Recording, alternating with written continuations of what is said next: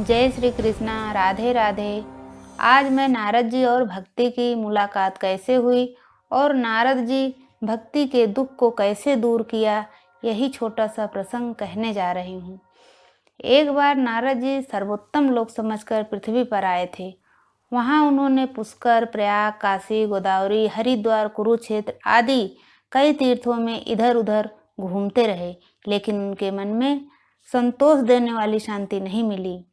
उस समय अधर्म की सहायता करने वाले कलयुग ने सारी पृथ्वी को दुखी कर रखा था।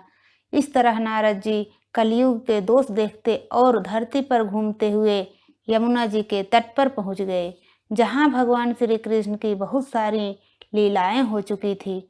नारद जी ने वहां बड़ा आश्चर्य देखा। वहां एक स्त्री बहुत दुखी मन से बैठी थी। उसके गोद में दो पुरुष जो कि वृद्ध थे, अचेत अवस्था में पड़े थे और वह स्त्री उनकी सेवा कर रही थी और उन्हें होश में लाने की कोशिश कर रही थी। उसके चारों ओर कई स्त्रियां उसे पंखा झल रही थी। यहाँ पर थोड़ा सा बच्चों के लिए बताना चाहूँगी कि भक्ति कौन है।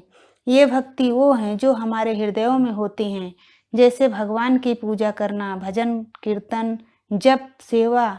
इसी तरह भक्ति 9 तरह से की जाती है, जिसे नवधा भक्ति कहते हैं।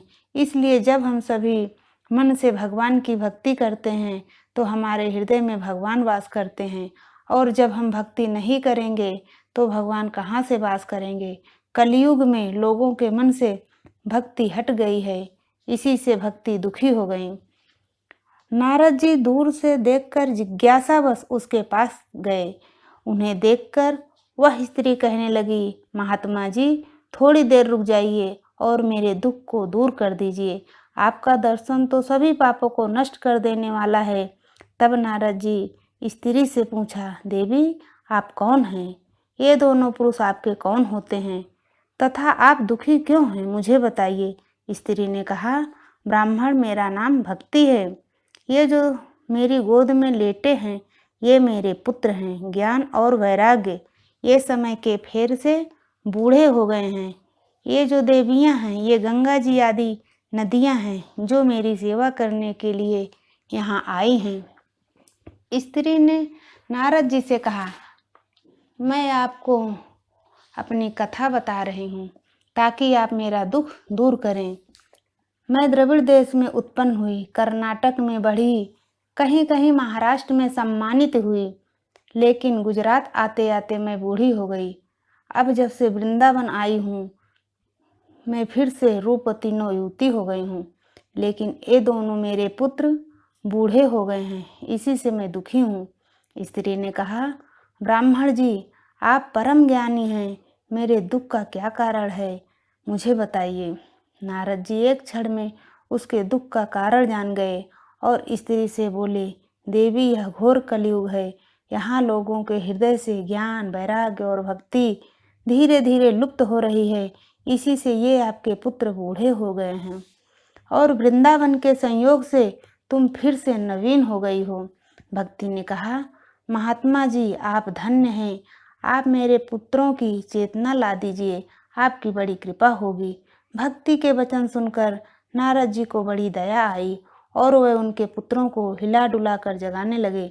नारद जी उनके कान के पास मुंह लगाकर जोर से कहा, ओ ज्ञान, ओ वैराग्य, जल्दी जागो, जल्दी जागो।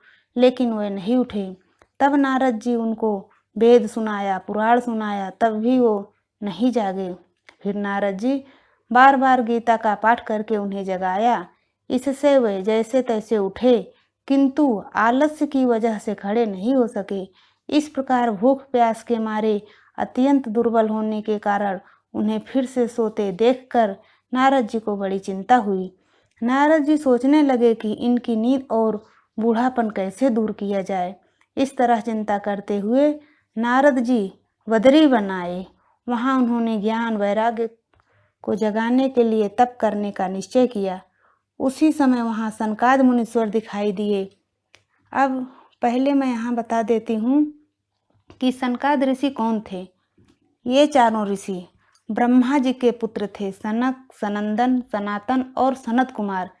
ब्रह्मा जी ने इनको रचा था सृष्टि आगे बढ़ाने के लिए, लेकिन ये चारों पुत्र जन्म से ही मोक्ष मार्ग का अनुसरण करने वाले और भगवान के ध्यान में तत्पर थे।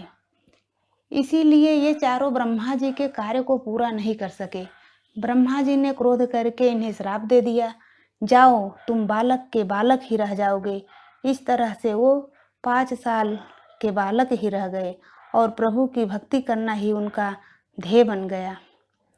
वही सनकादि ऋषि को देखकर नारद मुनि ने कहा, इस समय बड़े भाग्य से मेरा आप लोगों से मुलाकात हुआ है।